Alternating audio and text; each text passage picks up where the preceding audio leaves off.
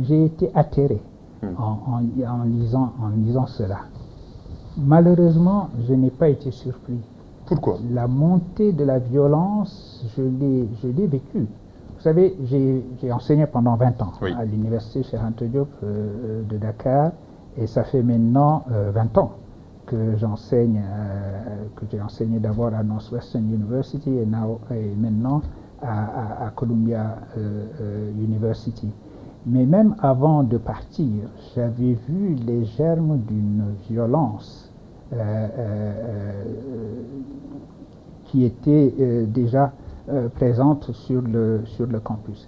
Alors maintenant, l'idée que des étudiants ont agressé leurs propres enseignants est une idée qui me sidère et qui m'atterre et qui m'attriste profondément. Parce que ça veut dire que c'est les conditions même de possibilité de transmission du savoir qui sont atteintes. Autrement dit, on peut dire l'école est en crise, les disciplines sont en crise, il faut faire des réformes, etc.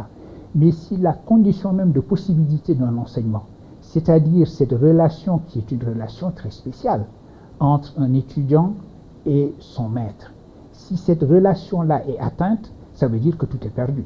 Vous savez, je disais il y a 2 jours dans un propos public que la chose dont je suis le plus fier, c'est l'amitié que me portent mes anciens étudiants. Aujourd'hui, mes anciens étudiants, qui sont mes collègues, qui sont mes amis, me portent une amitié qui me bouleverse toujours. Parce que je me dis, c'est la seule vraie récompense du métier d'enseignant. La relation que vous construisez avec ceux à qui vous transmettez ce que vous servez, avec qui vous discutez et de qui d'ailleurs vous apprenez énormément de choses. Cette relation est une relation unique. D'une certaine façon, elle est même plus forte que la relation entre un père et ses enfants. Souvent, vos étudiants, ceux à qui vous enseignez, apprennent davantage de vous que vos propres enfants. Parce que c'est cela, la relation entre un maître et un disciple.